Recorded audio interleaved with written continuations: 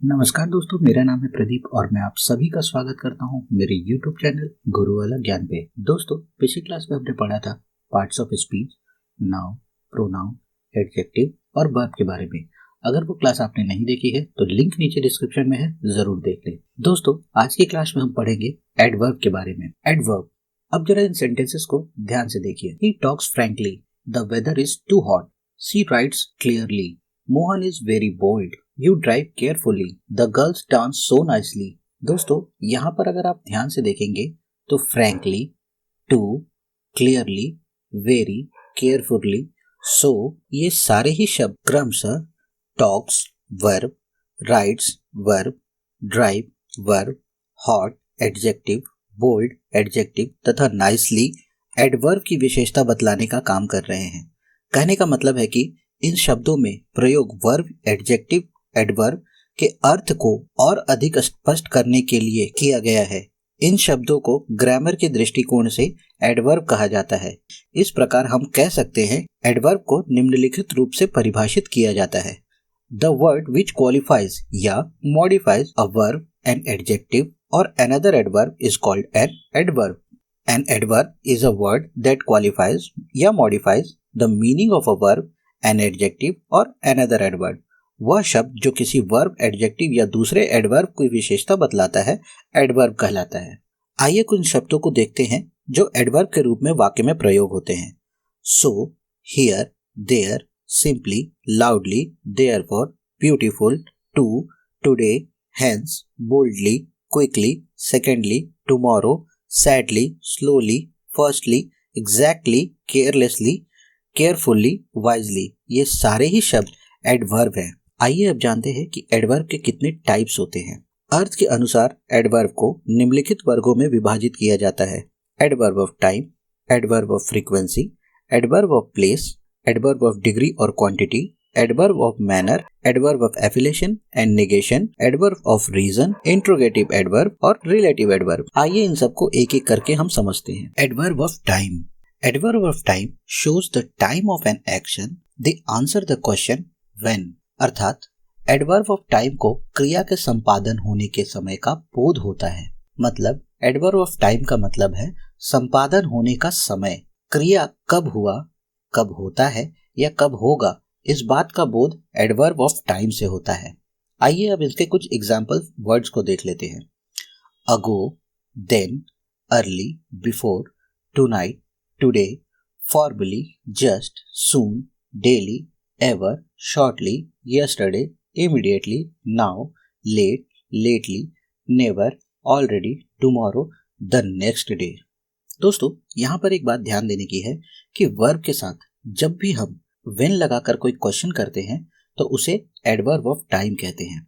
इसको हम सेंटेंस में समझते हैं। I will go to school tomorrow, यहाँ पर विल गो व्हेन आंसर है टुमारो। टुमारो जो है यहाँ पर एडवर्ब ऑफ टाइम है। He went to Delhi yesterday, went when yesterday, यहाँ पर यस्टरडे जो है वो हमारा एडवर्ब ऑफ टाइम है। Adverb of frequency. Adverb of frequency shows how often, how many times और how frequently an action takes place. They answer the question how often और how many times। Adverb of frequency से यह ज्ञात होता है कि कोई कार्य का संपादन कितनी बार हुआ या होता है या होगा। एग्जाम्पल के तौर पे once, again, seldom, occasionally, twice, always, rarely, regularly, daily, often, frequently, punctually। यहाँ पर एक बात ध्यान देने की है, वर्ब के साथ जब भी हम how often या how many times लगा कर कोई क्वेश्चन करते हैं तो उसे एडवर्ब ऑफ फ्रीक्वेंसी कहा जाता है। जैसे कि he attends class regularly, attends how often, regularly, यहाँ पर regularly is adverb of frequency है। I have always help you, helped how often, always, यहाँ पर ऑलवेज जो है एडवर्ब ऑफ फ्रीक्वेंसी है। Adverb of place. Adverb of place indicates where और at what place an action is performed. Adverb of place से कार्य संपादन के स्थान का बोध होता है। इससे पता चलता है कि कोई कार्य कहाँ हुआ या हो रहा है या होगा। एग्जाम्पल के तौर पे up, far, within, below, everywhere, down, there, always, here, somewhere, near, inside, outside, backward, nowhere. ध्यान दें, वर्ब के साथ जब भी हम वेयर लगाकर क्वेश्चन पूछते हैं तो उसे एडवर्ब ऑफ प्लेस कहते हैं। एग्जाम्पल के तौर पे, please come here, come where, here, here is adverb of place है। He went far, went where, far, far is adverb of place है। एडवर्ब ऑफ डिग्री और quantity. Adverbs of degree indicates the degree of an action or an adjective or an adverb. They answer the question how much or in what degree or to what extent. मतलब adverb of degree से यह बोध होता है कि किसी action, adjective या adverb का तीव्रता, इंटेंसिटी किस हद तक या कितना है। एग्जाम्पल के तौर पे, too, very, nearly, quite, most, hardly, almost, exactly, much, enough, rather, fully। आइए अब इनको जरा सेंटेंसेस में यूज करके समझते हैं। वर्ब के साथ how much, in what degree, to what extent लगाकर क्वेश्चन करने पे इसे एडवर्ब ऑफ डिग्री कहते हैं। The tea is rather hot, यहां पर how much hot, rather, rather is adverb of degree है। The cow is most useful, useful to what extent, most, most is adverb of degree है। Adverb of manner, adverbs of manner tells how और in what manner an action is done. मतलब adverb of manner से पता चलता है कि किसी क्रिया का संपादन किस ढंग से या कैसे होता है। एग्जाम्पल के तौर पे, क्लियरली, केयरफुल्ली, क्विकली, हार्ड, सो, ब्रेवली, फास्ट, दस, स्लोली, लाउडली, वेल, फुलिशली। दोस्तों, यहाँ पर एक बात ध्यान देने की है कि अगर हम वर्ब के साथ हाउ लगाकर कोई क्वेश्चन करते हैं तो उसे एडवर्ब ऑफ मैनर कहते हैं। जैसे कि she writes beautifully, writes how, beautifully, beautifully is adverb of manner है। The child slept soundly, slept how, soundly, चैन से, soundly is adverb of manner है। एडवर्ब ऑफ अफर्मेशन और नेगेशन। किसी भी प्रश्न का उत्तर स्वीकारात्मक और नकारात्मक दोनों ही हो सकता है। कुछ ऐसे शब्द हैं जो इन दोनों भावों को व्यक्त करने के लिए प्रयोग में लाए जाते हैं।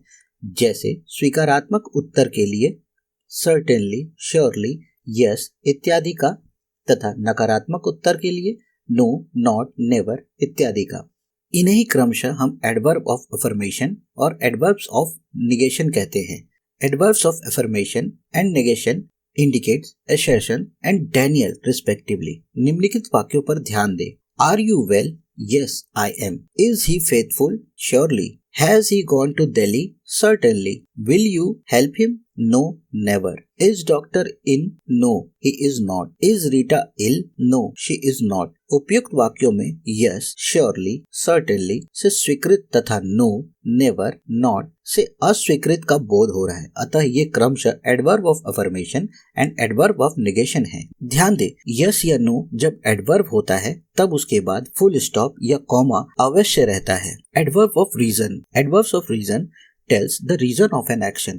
Example, hence, therefore, thus, so, etc। Example के तौर पे, he has left the village, hence, I cannot talk to him। She has lost her purse, therefore, she is sad। She spoke slowly, so I could not hear her। He is too poor, thus, he cannot pay the fee। ऊपर red letter में लिखे गए शब्द adverb फल परिणाम बतलाते हैं, अतः उन्हें एडवर्ब ऑफ रीजन कहा जाता है। इंट्रोगेटिव एडवर्ब, ऐसे एडवर्ब से प्रश्न पूछे जाते हैं। जितने भी क्वेश्चन वर्ड्स हैं वे इनके अंतर्गत आते हैं। यह ध्यान रहे कि क्वेश्चन वर्ड का प्रयोग केवल प्रश्न पूछने के लिए ही नहीं किया जाता। जब इनसे प्रश्न पूछने की प्रक्रिया पूरी की जाएगी तभी इन्हें इंट्रोगेटिव एडवर्ब कहेंगे। Interrogative adverbs are used for asking questions. Interrogative adverbs का प्रयोग प्रश्न पूछने के लिए किया जाता है। एग्जाम्पल के तौर पे, when, where, how long, how many, why, how much, how often. निम्नलिखित एग्जाम्पल से और अच्छी तरह से समझते हैं। When do you go to school? How many times do you eat? Where is your father? How much do you agree with me? यहाँ पर व्हेन, हाउ, वेयर, हाउ ये सारे ही शब्द लगाकर हम एक क्वेश्चन पूछ रहे हैं, इसलिए ये इंट्रोगेटिव एडवर्ब है। Relative adverb, relative adverbs modifies the verbs following them at the same time they join two sentences together. Relative verbs अपने बाद आने वाले वर्ब्स को मॉडिफाई करते हैं, साथ ही साथ उन्हें जोड़ने का भी काम करते हैं। यहाँ एक बात पर गौर करना है कि रिलेटिव एडवर्ब्स और इंट्रोगेटिव एडवर्ब के एक ही फॉर्म है, लेकिन जहाँ इंट्रोगेटिव एडवर्ब का प्रयोग होता है प्रश्न पूछने के लिए, वहीं पर रिलेटिव एडवर्ब का प्रयोग दो सेंटेंसेस को जोड़ने के लिए किया जाता है। साथ ही ये अपने बाद आने वाले वाक्यों में वर्ब्स को मॉडिफाई भी करते हैं। When, where, how, why, how long, how many, how much. निम्नलिखित वाक्यों से हम इसे और अच्छे से समझते हैं। This is the field where I play. I do not know when he will return. I am not sure how much he will help. Do you know how long he will stay? Let me tell how many books he has read. यहाँ पर where, when, how much, how long, how many ये question भी पूछ रहे हैं और दो sentences को जोड़ने का भी काम कर रहे हैं, इसीलिए ये रिलेटिव वर्ब के रूप में यूज किए जाते हैं। दोस्तों, आशा करता हूँ इस वीडियो से आपने जरूर कुछ नया सीखा होगा। अगर हाँ, तो प्लीज वीडियो को लाइक, सब्सक्राइब एंड शेयर कर दीजिए अपने फ्रेंड एंड फैमिली के साथ, ताकि ये वीडियो उन सभी के काम आ सके जो इंग्लिश बोलना और सीखना चाहते हैं। तो चलिए आपसे मिलता हूँ अगली वीडियो में, तब तक के लिए नमस्कार। Thanks for watching. जय हिंद।